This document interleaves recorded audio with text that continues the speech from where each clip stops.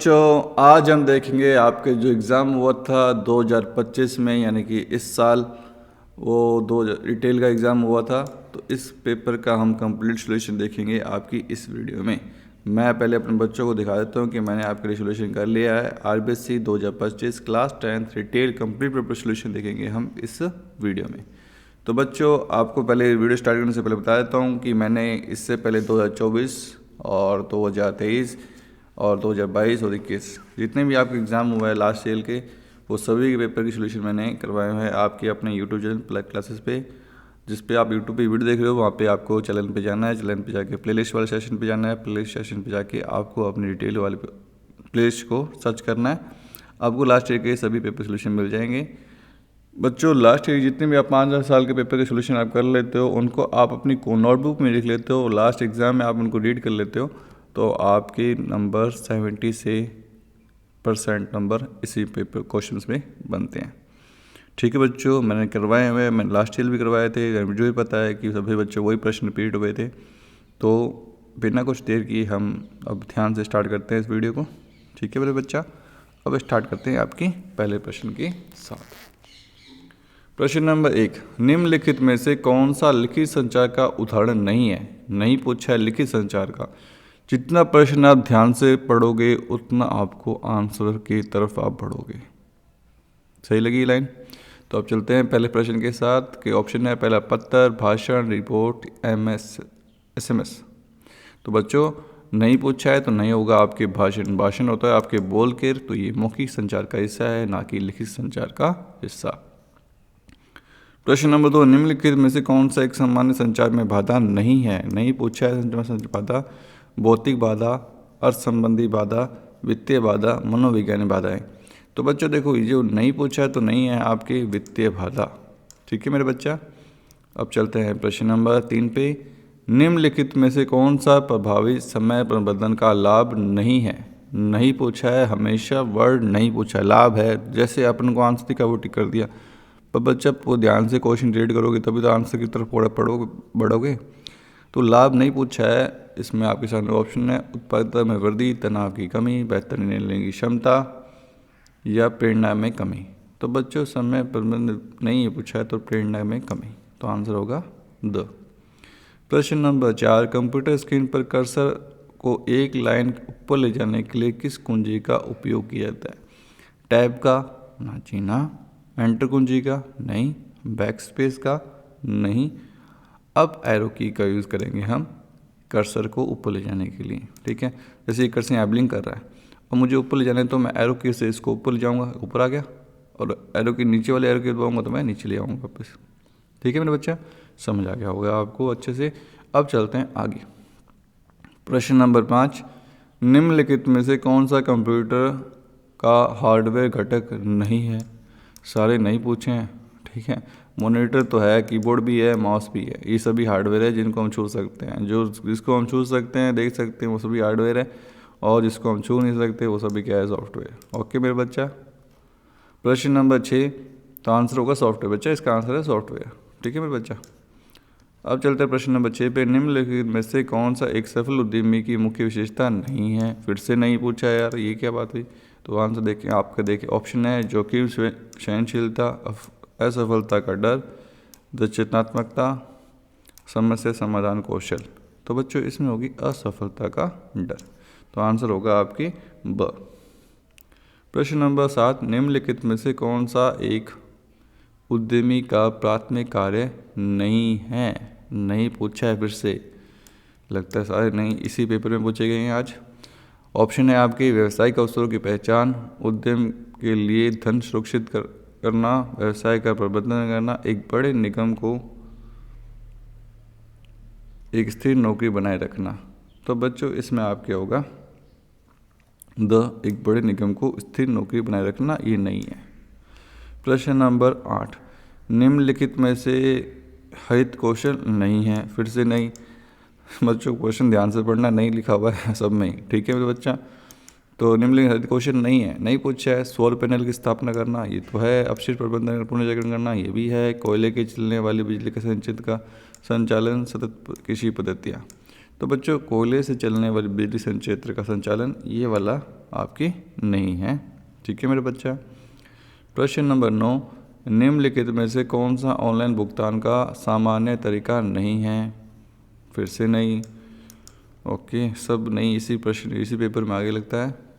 तो देखो, निम्नलिखित में कौन सा ऑनलाइन भुगतान का सामान्य तरीका नहीं है? ऑनलाइन भुगतान का सामान्य तरीका नहीं है बच्चा। कैश क्रेडिट कार्ड ये तो ऑनलाइन है, debit card online, e wallet online, cash on delivery ये क्या होगा? कैश ऑन डिलीवरी क्या होगी आपके? ऑनलाइन नहीं है, तो आंसर क्या होगा? Cash on delivery. कैश का मतलब होता है कैश देना जब आपको डिलीवरी हो जाए, कोई प्रोडक्ट आप कोई ऑर्डर करते हो ऑनलाइन से या अमेज़ॉन फ्लिपकार्ट से, जहाँ से भी आप ऑर्डर करते हो, जोमेटो से, जोमेटो चलो मान लेते जोमेटो से पिज़्ज़ा ऑर्डर किया, उसमें ऑप्शन आता है आपको ऑनलाइन पेमेंट करनी है या कैश ऑन डिलीवरी करनी है, तो आप वहाँ पे ऑप्शन सोचते हो कैश ऑन डिलीवरी। ठीक है, तो फिर क्या होता है, वो डिलीवर आपको पिज़्ज़ा डिलीवर करता है, फिर डिलीवर वाले को आप कहते हो कैश। ठीक है मेरे बच्चा।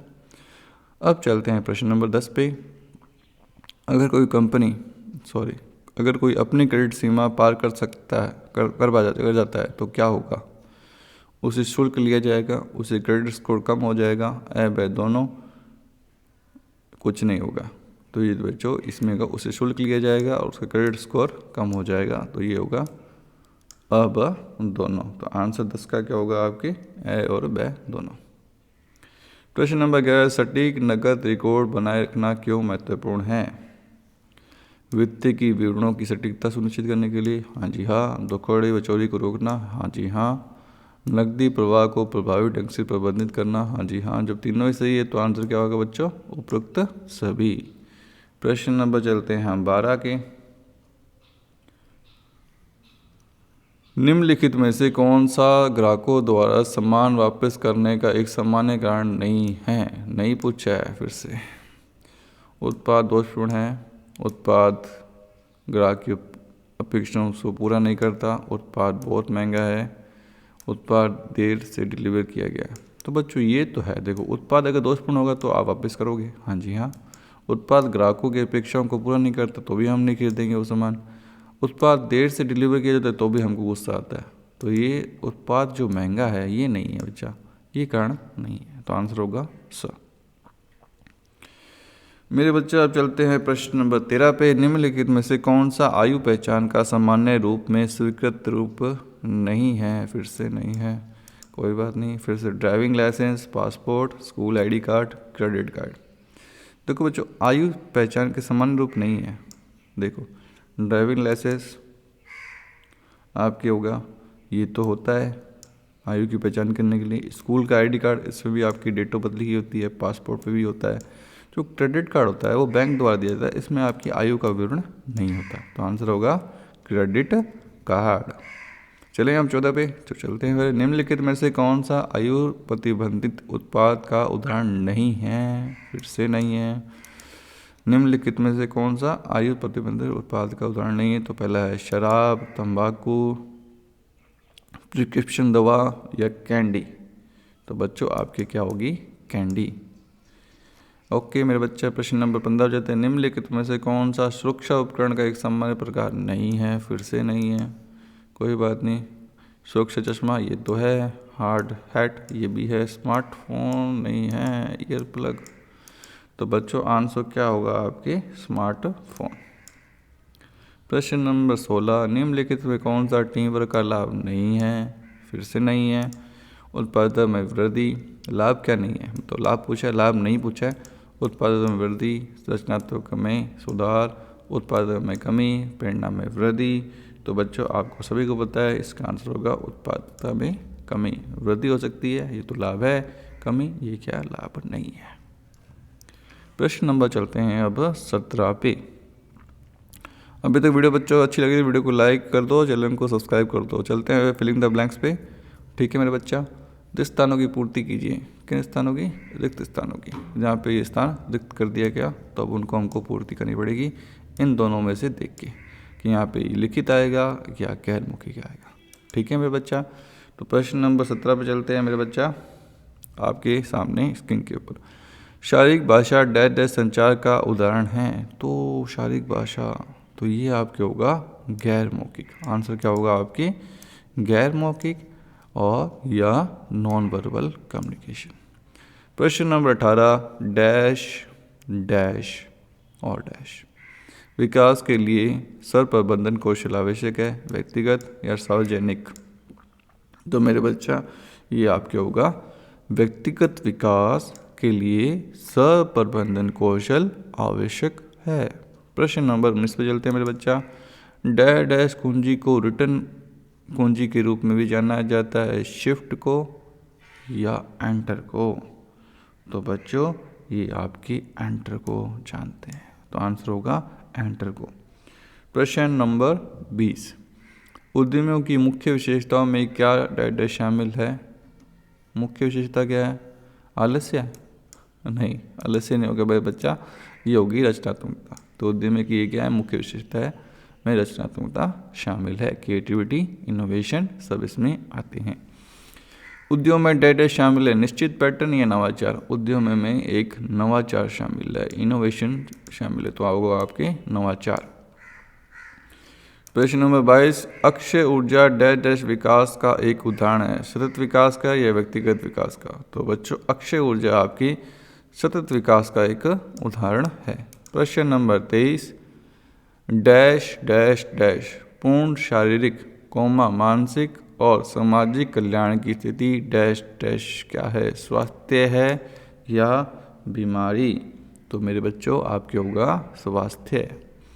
प्रश्न नंबर 24, कर्मचारी को डैश डैश और स्वस्थ कार्य वातावरण का अधिकार है, असुरक्षित या सुरक्षित?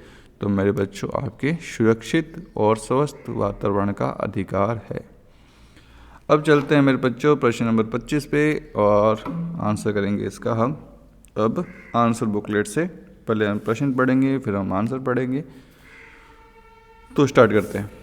संचार को परिभाषित करिए। तो संचार को परिभाषित करते हैं आपकी आंसर बुकलेट में। संचार को परिभाषित करिए। संचार वह प्रक्रिया है जिसके द्वारा एक व्यक्ति अपने विचार, संदेश, जानकारी दूसरे व्यक्ति तक पहुंचाता है ताकि समझ और विकसित हो सके, तो वो कहलाता है आपके संचार। आप अपने बात करते हो किसी से, आप कुछ भी लिख सकते हो, आपकी भावनाएं, अपने विचार किसी व्यक्ति को देना, पहुंचाना, वो आपके संचार की श्रेणी में आता है मेरे बच्चा।